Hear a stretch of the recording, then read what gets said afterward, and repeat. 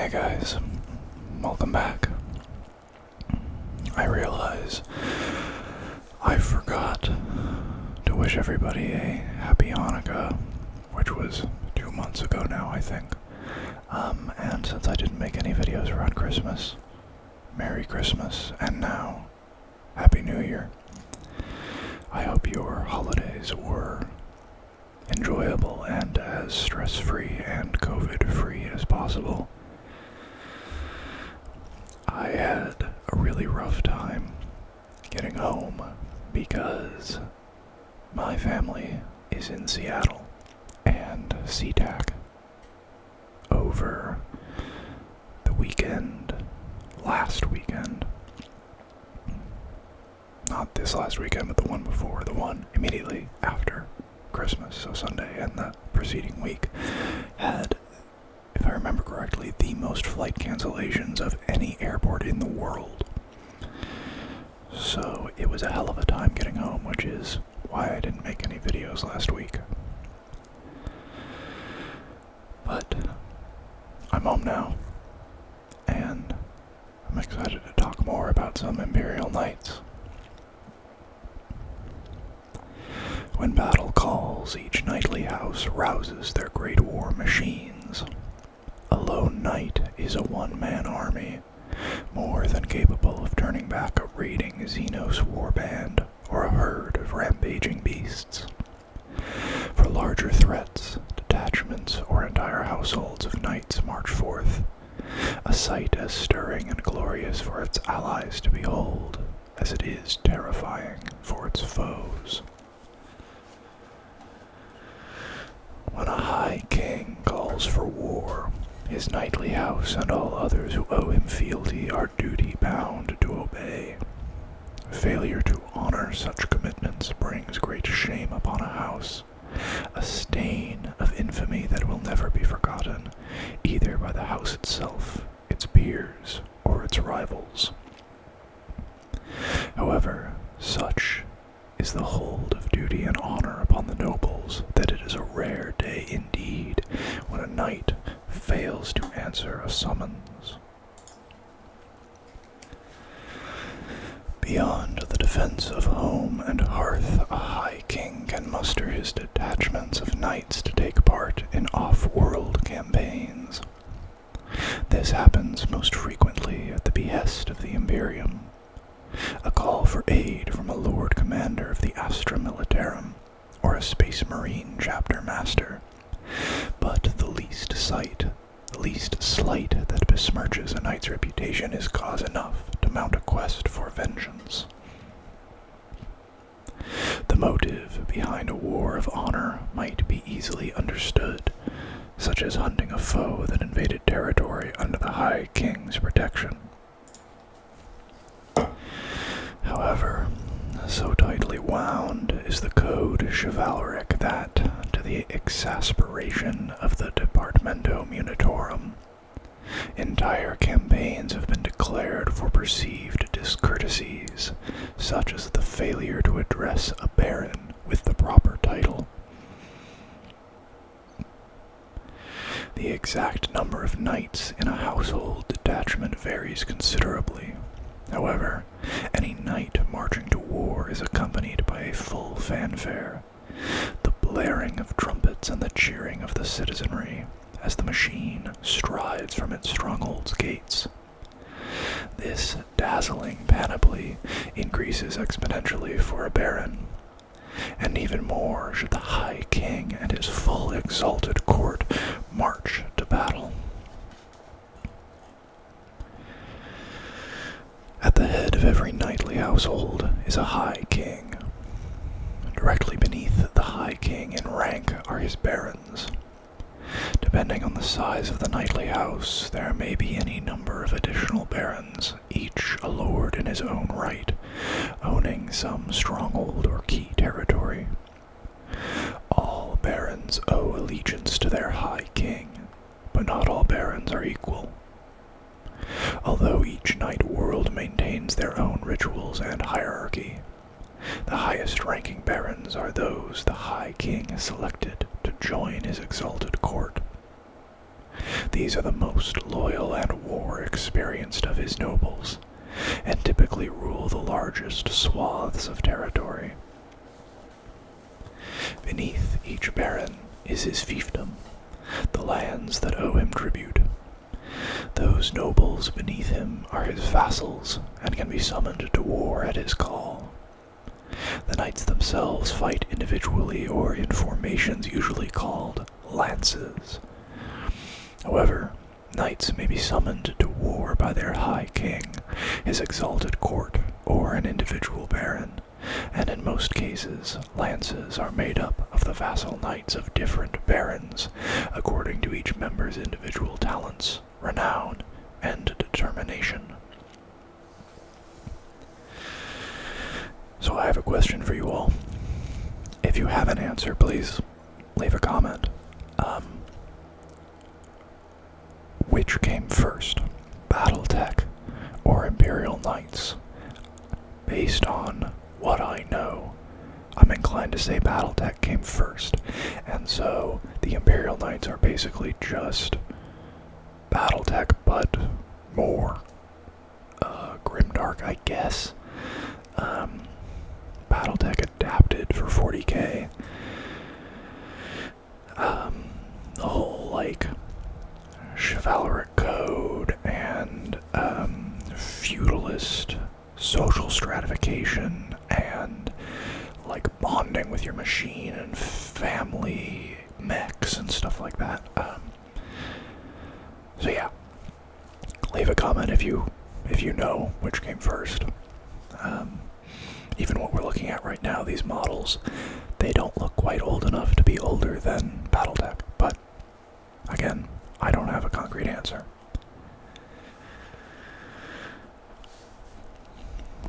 Mechanicus Knights at war. Through mutual oaths and unbreakable vows, the Adeptus Mechanicus have forged alliances with many knight worlds. In return for technical aid and reciprocal protection, these Adeptus Mechanicus aligned houses, as they are now known, send forth their adamantine knight suits to honor any request made by their allies. Knightly houses closely aligned to the Adeptus Mechanicus are often called upon by the Martian priesthood to uphold their ancient pacts. Most often the tech priests request military contingents from knight worlds to accompany the Titan legions into battle.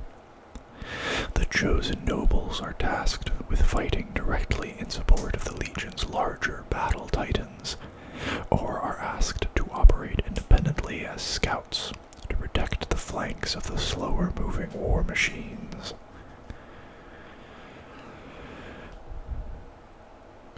The Adeptus Mechanicus also petitions for knights to join explorator fleets, for they add invaluable firepower to missions sent out to seize lost archaeotech.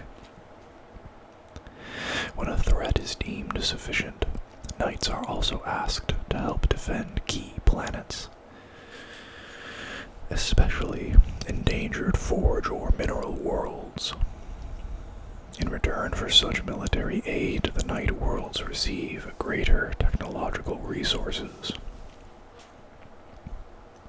To honor minor requests, a knightly house might send a single knight, one of the honored barons, and an escort of his knightly vassals, or perhaps a lance made up of knights selected for the task in question. Occasionally, the Adeptus Mechanicus will decree that such seconded detachments must remain with a Titan legion permanently. In these cases, the nobles change their vows of allegiance and heraldry to reflect the legion they now serve. When a knightly house is faced with the most severe of threats, a princeps will march out in person with his exalted court, these heroes leading forth their entire household.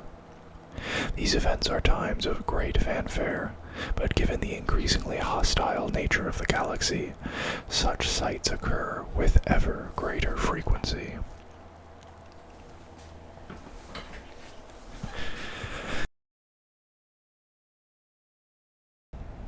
Those knightly houses aligned to the Adeptus Mechanicus are also feudal and are organized in a manner similar to their imperial cousins.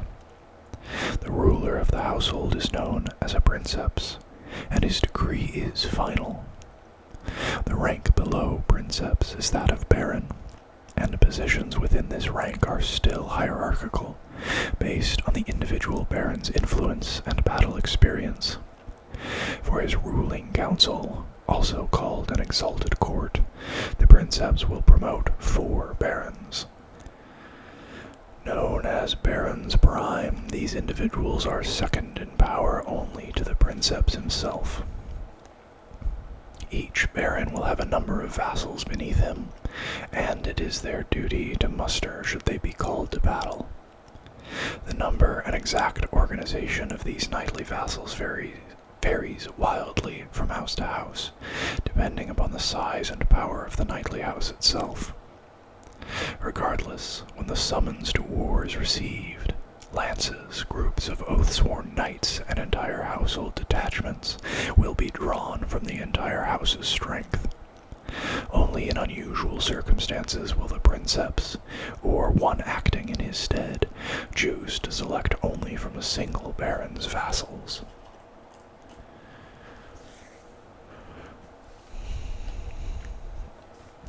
A noble legacy.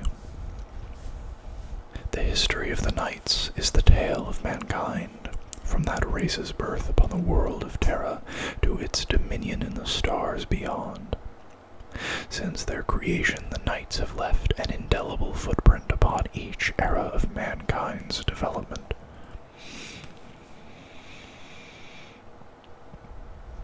M15 to 25, the Age of Technology. STC technology is mastered, heralding an era of discovery, innovation, and expansion. Warp travel is developed, enabling star-faring ships to travel enormous distances swiftly. STC systems transform the way that new planets are settled. The first night worlds are established, and human colonies flourish on more than 1 million planets. Human psychers appear in ever greater numbers. M25 to 30, Age of Strife. The night worlds stand alone, besieged by evils. Circa M30, the Mars Treaty. The Emperor arrives on Mars. In his guise as the Omnissiah, the Emperor forges an alliance between Mars and the newly unified Terra, the backbone of his fledgling Imperium. Circa 850 of the 30th millennium, first of many. The night world of Crisis is rediscovered and brought into the new Imperium. Circa M30, Lust of the Mechanicum.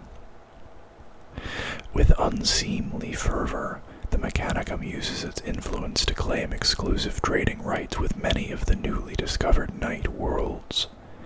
New forge worlds are established near these most mineral-rich planets. Circa M30, the Great Crusade. The Emperor leads his long-planned undertaking to reunite the lost worlds of mankind.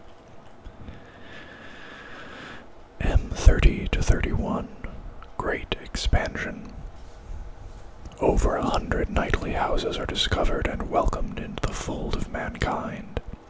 Because of the manipulations of the throne Mechanicum, all of these planets are feudal societies, conservative and dominated by the concepts of honor and fealty that characterize their rulers.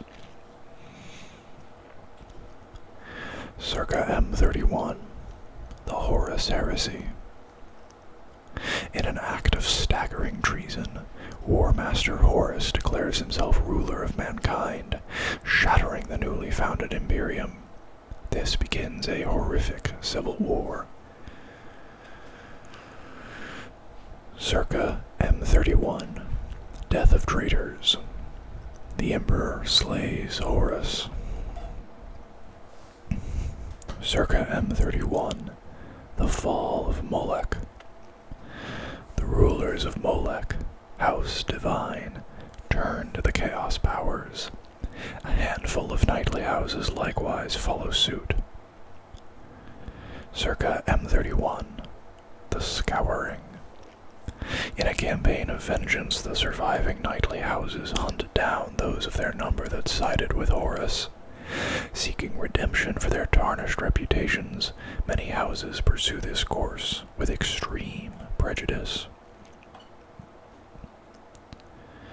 544 of the 32nd Millennium. Defiance on Vorinth. An orc Wa sweeps away all the knightly houses on the planet of Vorinth. Twice the bell of lost souls is rung. 784 of the 34th Millennium. Long-awaited return.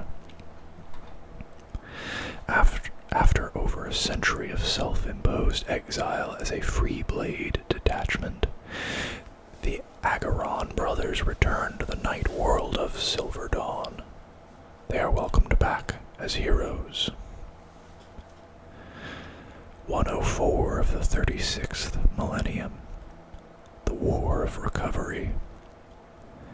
12 knightly houses are led by the Adeptus Mechanicus into the Mortuum chain system. Much ancient technology is rediscovered by their great quest.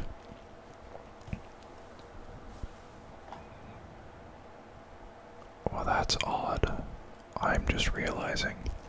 So what I'm looking at here is a timeline. I just read something from the 36th Millennium. The next thing on the timeline is 529 of the 33rd Millennium. Demon Tide. The black demon tide that swept 3 sectors is at last turned back by the deployment of 3 knightly houses, led by House Terran. It is there that the demon Blorothrax swears eternal vengeance upon House Terran. 369 of the 34th Millennium, the Aphex Wars. Yeah, so they just put that in the wrong place. That's kind of weird. 112 of the 41st Millennium, New Contact. The Imperium makes first contact with the night world of Crag after a localized warp storm finally abates. It has raged for over 20 millennia without pause. 131 of the 41st Millennium, No Word from Hawkshroud. This date marks the only instance in 3 millennia when House Hawkshroud does not answer the call to war. 230 of the 41st Millennium, Incursion.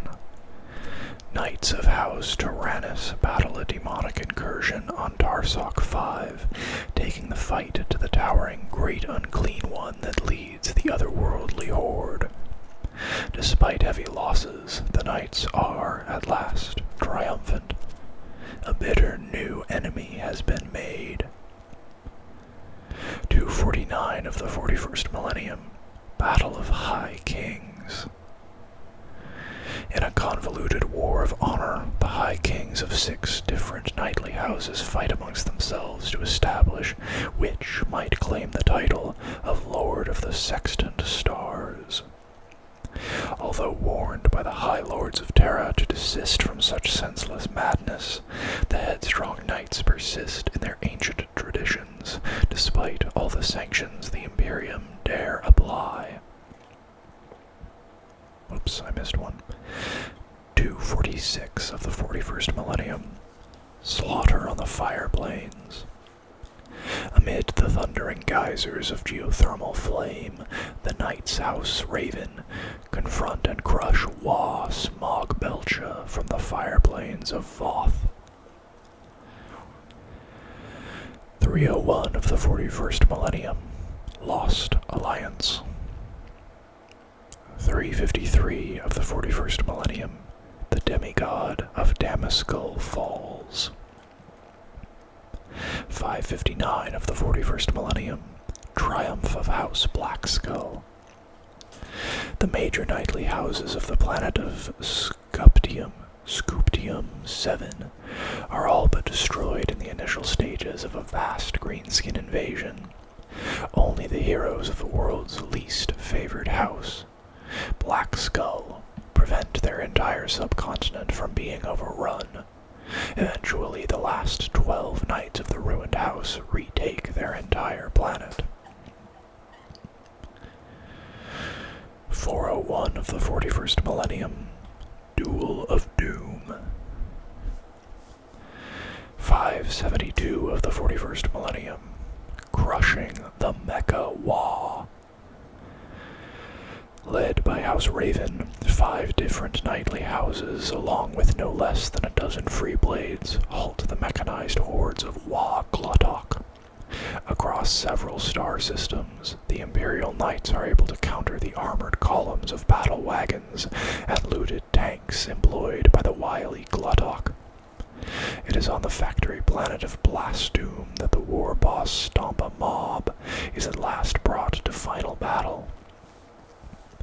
Leading his exalted court into the thick of the fighting, Grieven the Iron Duke smashes into a wall of orc walkers and uses his Reaper chain blade to rip apart Glottok's Stompa.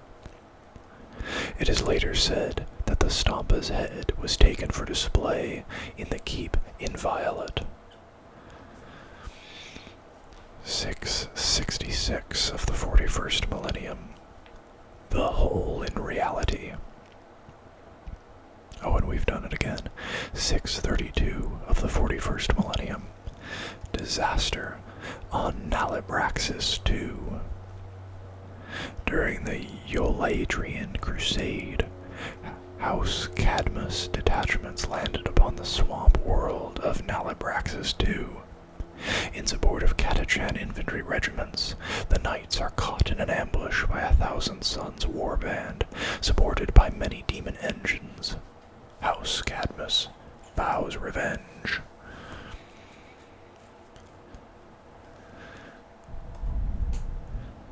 .742 of the 41st millennium, Grim Tide War.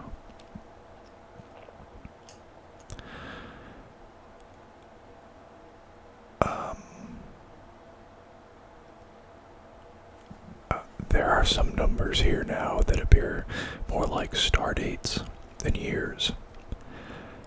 443998, 41st millennium, the Red Wa. The knightly houses of Alaric Prime lead their Cadian allies in a counterattack against Warlord Gruk of the Red Wa, which has plowed into the densely populated Sanctus Reach. 975 of the 41st millennium, Reawakening. In the Vidar sector, the night world of Avaris is almost overrun by Necrons of the Sautek dynasty. 757999, 41st millennium, the fall of Agrellan.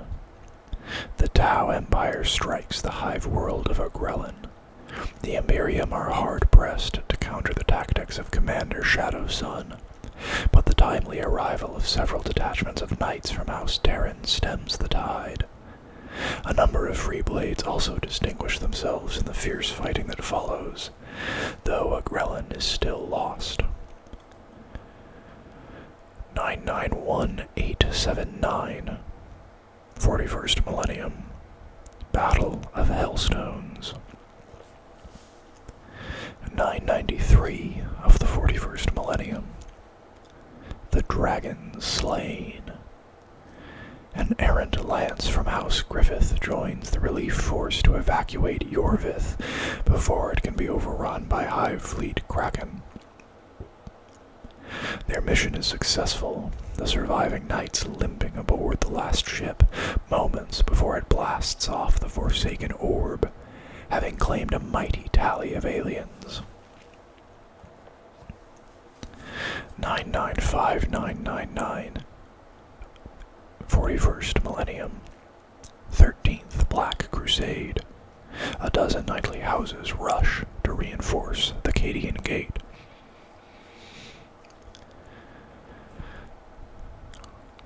So, if any of you have any idea what happened with the dates here, why some of them are 6 digits and some of them are 3 digits. They're on the same page, by the way. These 6 digits and the 3 digits. I don't know what that's about. I'm assuming probably at least one of you has this army book and can help explain this to me. Just leave a comment if you know what that is.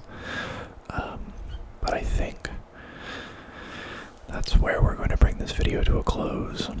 I hope you guys enjoyed it. If you did, please consider liking the video and subscribing to the channel.